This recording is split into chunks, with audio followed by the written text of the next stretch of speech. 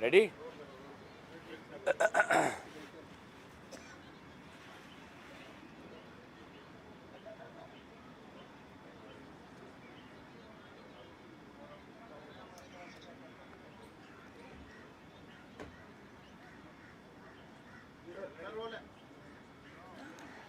नमस्कार दोस्तों, आज मेरे साथ शोलापुर की हमारी नवनिर्वाचित सांसद प्रणीति शिंदे जी और AICC media coordinator Vineet Punia ji हमारे साथ हैं। और हम आपके पास आए हैं सबसे पहले शोक जताने के लिए, जो हाथरस में लगभग 100 से ज़्यादा लोगों की मृत्यु हुई है। हम उनके परिवारों के प्रति, उनके सज्जनों के प्रति अपनी संवेदना जताते हैं और आशा करते हैं कि जो घायल है वो जल्द से जल्द उनका इलाज हो, वो स्वस्थ हों। और हम सभी इस वक्त यूपी और हाथरस के लोगों के साथ, उनके दुख के घड़ी में उनके साथ खड़े हैं।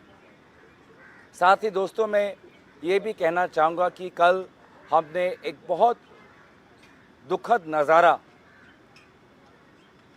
सदन के अंदर देखा। कांग्रेस पार्टी की मांग और विशेष रूप से आदरणीय राहुल गांधी जी की मांग ये थी कि इस 18वीं लोकसभा सत्र में राष्ट्रपति अभिभाषण पर मणिपुर के दोनों सांसद अपनी बात रखें। और ये बार बार राहुल गांधी जी हमको कह रहे थे कि दोनों सांसदों को अपनी अपनी बातों रखने का अवसर मिलना चाहिए, क्योंकि राहुल गांधी जी स्वयं मणिपुर गए हैं। उन्होंने मणिपुर में समाज के बीच में जो बंटवारा हुआ है देखा है। सिविल वॉर जैसे एक वातावरण वहाँ पे है। और इसीलिए राहुल गांधी जी जानते थे कि अगर हमने एक पक्ष को आवाज़ रखने का अवसर दिया और दूसरे पक्ष को आवाज़ रखने का अवसर नहीं दिया तो बहुत गलत संदेश सदन से मणिपुर के लोगों को जाता है। ये बात राहुल गांधी जी बहुत खूबी से जानते थे और इसीलिए हमारे पहले जो सांसद हैं मणिपुर के, उन्होंने पहले दिन पर अपनी बात रखी। जो शहरी इलाके से आते हैं, इनर मणिपुर से आते हैं, इम्फाल से आते हैं। और कल हम चाहते थे जो हमारी पहाड़ी क्षेत्र जो है मणिपुर का, आउटर मणिपुर के जो सांसद है अल्फ्रेड, वो अपनी बात रखे। लेकिन अफसोस कि जहां पर हमारी संवेदना मणिपुर के साथ है, प्रधानमंत्री मोदी जी अपने सामने मणिपुर की व्यथा नहीं सुनना चाहते थे। हमारी मांग स्पष्ट थी कि हमें पता है कि प्रधानमंत्री मोदी जी को 4 बजे आना है, उनको अपना भाषण देना है। हमारी मांग इतना ही था कि आप बस 2 मिनट आप हमारे मणिपुर के सांसद को अपनी व्यथा, अपना पक्ष और मणिपुर में शांति और अमन की एक याचना व्यक्त करने का एक अवसर दें। लेकिन अफसोस 2 मिनट नहीं मिला और 2 घंटे हमें सुनने पड़े प्रधानमंत्री को, जिस पर उन्होंने वही पुराने एलिगेशन, वही पुराने आरोप, कभी चुटकुले, कभी मजाक, कभी तंज किया। उन्होंने राजनीति को एकदम निम्न स्तर तक लेके गए।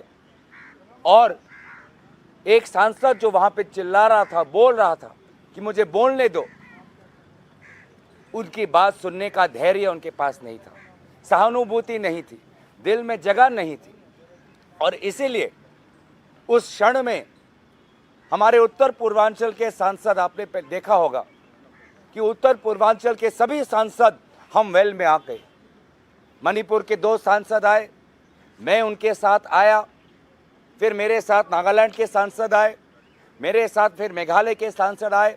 और हम सभी ने एक दूसरे का हाथ पकड़कर हमने इंसाफ की गुहार लगाई, हमने इंसाफ की गुजारिश की, न्याय की गुजारिश की। मणिपुर को न्याय दो, मणिपुर की आवाज़ सुनो। हम जो उत्तर पूर्वांचल के सारे सांसद हम आ गए। और उसके पश्चात मैं धन्यवाद करना चाहूँगा कि हमारे इंडिया अलायंस के सांसद देश के हर कोने से उत्तर से लेके पश्चिम तक, पश्चिम से लेके दक्षिण तक, देश के हर कोने का इंडिया अलायंस का सांसद, उत्तर पूर्वांचल के सांसदों के समर्थन में सब हम वेल में आके हम सभी ने नारा लगाया, मणिपुर भारत का एक हिस्सा है, मणिपुर में आज आग लगी हुई है, मणिपुर को न्याय दो, मणिपुर को इंसाफ दो। 2 घंटे प्रधानमंत्री मोदी जी ने अपनी भाषण रखी, लेकिन एक बार भी मणिपुर का बात उन्होंने नहीं उठाया। अंत में बस उतना ही कहा कि अगर आपको समय नहीं मिला तो आपको पार्टी को पूछना चाहिए। हम पार्टी से क्यों पूछे, हम उनसे क्यों नहीं पूछे? क्या यह प्रधानमंत्री मोदी जी का बड़प्पन नहीं होता कि अगर वो बैठ जाते, अगर वो एक विरोधी सांसद को पानी का ग्लास दे सकते हैं तो एक विरोधी सांसद जो मणिपुर से आता है उसकी 2 मिनट की बात सुनने का धैर्य क्यों नहीं है उनके पास? बैठ जाते। और मैं कहता हूं कि अगर वो बैठते, बड़प्पन दिखाते और मणिपुर के सांसद को 2 मिनट अपनी बात रखने देते तो एक बहुत अच्छा संदेश प्रधानमंत्री की तरफ से आज उत्तर पूर्वांचल को जाता, मणिपुर को जाता। तो मुझे लगता है कि प्रधानमंत्री मोदी जी सुनिश्चित सोच से, योजना से मणिपुर को बार बार अपना पीठ दिखा रहे हैं। मोहन भागवत जी ने भी मणिपुर का नाम अर्ज किया, लेकिन मोहन भागवत जी की बात भी कल प्रधानमंत्री मोदी जी ने नहीं मानी, बड़प्पन नहीं दिखा पाए। और मुझे लगता था कि वो नहीं चाहते थे कि उनके सामने कोई मणिपुर का सांसद बोले, और इसीलिए प्रधानमंत्री मोदी वो अपने जिद पर अड़े रहे। 2 घंटे तक वो मणिपुर का सांसद चिल्लाते रहा और प्रधानमंत्री मोदी जी ने विभिन्न प्रकार के राजनीतिक आरोप और निम्न स्तर की राजनीतिक भाषा का प्रयोग किया। मुझे लगता है कि कल हमने एक ऐतिहासिक मौका हमने गंवाया, जब पूरा देश हम मणिपुर को एक संदेश देना चाहते थे। मैं दोबारा आभार प्रकट करता हूं राहुल गांधी जी का, जो पहले दिन से संवेदनशील थे, पहले दिन से वो चाहते थे कि दोनों अपना पक्ष रखें। वो स्वयं खड़े होकर वो अध्यक्ष महोदय को गुजारिश कर रहे थे कि दोनों को अपना पक्ष रखने दे। और फिर मैं उत्तर पूर्वांचल के सांसदों को जो सब पहले वेल में आए और उसके पश्चात जो हमारे देश के सांसद जो आए और मणिपुर का हमने साथ दिया, मैं सबको आभार प्रकट करता हूं, क्योंकि हमने इंडिया अलायंस ने हमने एक संदेश दिया कि मणिपुर भारत का अंग है और मणिपुर में जो अत्याचार हुआ है महिलाओं पर, युवाओं पर, छात्रों पर, बुजुर्गों पर, वो उन अत्याचारों को हम भूले नहीं हैं और उनके हक की लड़ाई हम लड़ते रहेंगे। मैं बस इतना ही बात कहना चाहता था कि प्रधानमंत्री मोदी जी ने कल बहुत ही एक निष्ठुर व्यवहार मणिपुर के प्रति दिखाया और बहुत अपने जिद पर अड़े रहे, जिसके कारण एक ऐसा वातावरण हुआ। अब मैं चाहूँगा कि आदरणीय प्रणीति शिंदे जी आपको अंग्रेजी में यही बातें व्यक्त करें। Namaste. I offer my condolences to the victims who died and their families of Hathras and the stampede that happened in Hathras yesterday, and 106 people who died. The Congress Party offers condolences to their families. I would like to begin by saying that yesterday we saw a gross show of the Prime Minister's insensitivity and lack of empathy towards the burning issue of Manipur that has been going on for so long. Yesterday, we heard the Prime Minister's reply to the presidential address, and just as the Prime Minister's reply was about to begin, Honorable Rahul Gandhi ji raised his hand as the leader of opposition. It's the second most important position, constituent position, after the leader of the House, which is the Prime Minister. He raised his hand to speak, but he was denied the opportunity. It has never happened that the LOP's mic has been switched off. When the Congress was in power and when the BJP was in opposition, the LOP's mic is always on. Even in the Vidhan Sabhas, the LOP's mics are always on. But first time in the history of this country, the LOP's mic has been switched off. he was denied permission by Honorable Speaker to speak on the issue of Manipur. That in itself is an act of insensitivity and lack of empathy towards Manipur. When that happened, the Prime Minister continued his speech. All of us, we identified with the problems of Manipur. India Alliance has strongly stood by the people of Manipur and the MPs of Manipur who wanted a minute, I would say, because we kept asking the Speaker, sir, we just want a minute. All we wanted is 60 seconds to bring in front of the Prime Minister, who probably either is not aware of the problems of Manipur, he doesn't want to face the people of Manipur, he doesn't want to go to Manipur. And which is why they often deny us the opportunity to present the problems of Manipur in Parliament.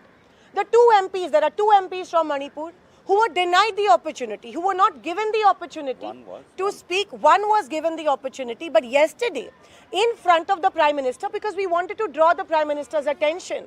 The Prime Minister does not belong to a particular party when he is representing the country. He belongs to the entire nation. The least we expect from him is sensitivity. When so many people have died, when women have been paraded naked in Manipur, the least we expect of you is 60 seconds. Just listen to us for 60 seconds, but they were denied that opportunity, the MPs. Our whip, Honorable Gaurav Gogoi ji, and the MPs, everybody got into the well. We followed them into the well. Entire India opposition leaders, MPs followed them into the well. We were trying to tell the Speaker, just give us 60 seconds, that's all we wanted, but we were denied we were denied the permission. LOP was not given the permission to speak. The Prime Minister refused to speak. Even the Prime Minister didn't even mention Manipur in his speech. That in itself is the most, how hardened can you be? And there's no empathy, there's lack of empathy. He was going on. By the end of it, only the Speaker and the Prime Minister were talking to each other. And of course, the MPs were thumping the desks. There was absolute noise in Parliament. He did not mention any of the important issues. We were telling him that Manipur pe jo अन्याय हुआ है, उसके बारे में हमको बोलने दो. He did not pay heed, and this is not the first time that it has happened. They talk about infrastructure that has happened in the northeast. Why doesn't he use those roads to reach Manipur? Why hasn't the Prime Minister gone to Manipur? That's the major big question that we want to ask the BJP and the Prime Minister. Why isn't he letting us talk about Manipur? And this in itself shows that the BJP, for some reason, is not ready to talk about Manipur. They have been caught on the back foot. If you see the Prime Minister's body language, he did not expect that the India Alliance would attack him. The BJP has gone on a back foot, which is why they're not expecting that India Alliance would be attacking them on so many fronts. They thought he's going to have, the upper hand and one-man show, but that's not going to happen. Sorry to say that to you, Mr. Prime Minister. We're not going to let that happen. We're a constructive opposition. You have to respect the opposition. You have to respect and understand the problems of Manipur, and that's all we're asking you to do. You can silence our voices in Parliament, but you cannot silence our voices on the streets of India. We represent the voice of India. We represent the voice of Manipur, and you cannot deny us that opportunity. And wait for the days to come. We are going to continue with our agitations inside and outside Parliament. We are going to make the Prime Minister accountable and answerable. He is responsible for whatever has happened in Manipur. He is responsible for the atrocities committed in Manipur, and he is also answerable and accountable. He is running away from responsibility. Being the Prime Minister is not all about show, and he's so full of himself that he is he's lending a blind eye to Manipur. So it's not all hunky-dory and it's not all about show when you're the Prime Minister. When you're the Prime Minister, you're also responsible and accountable for all the atrocities that are happening in our country. And it is your responsibility, it is also the Speaker's responsibility because we adequately represent each and every community in Parliament, and this is the temple of democracy. And you are insulting that temple of democracy. What is the point of making a new building when you're silencing our voices? But we're not going to let that happen. What is the point of this, such a such a show and so much fauna and flora, when you cannot even listen to us for a minute, and when you cannot, the voices of the families is what, the sorrow of the families is what we want to bring in front of you. Maybe your government has not been capable enough to tell you what has exactly happened in Manipur, so give us that opportunity. But you're denying us that opportunity, which means that you're absolutely insensitive to the problems of Manipur. You don't want to talk about Manipur, you don't want to go to Manipur, and you don't want to do anything about it. You have not lent your shoulder to cry on to the families of Manipur, and if the Prime Minister of a country behaves in this way, it is an absolute shameful, and it is an absolute embarrassing thing for any Prime Minister of the country, and it is shameful. I think all of us need to hang our heads in shame if the Prime Minister of the country is behaving in such a manner. Thank you. Thank you. Thank you. Thank you very Thank you. Thank you. Boss, move on. Prashant ji मैं अंदर जा रहा हूँ, आप pack करके आसपास ही रहिए।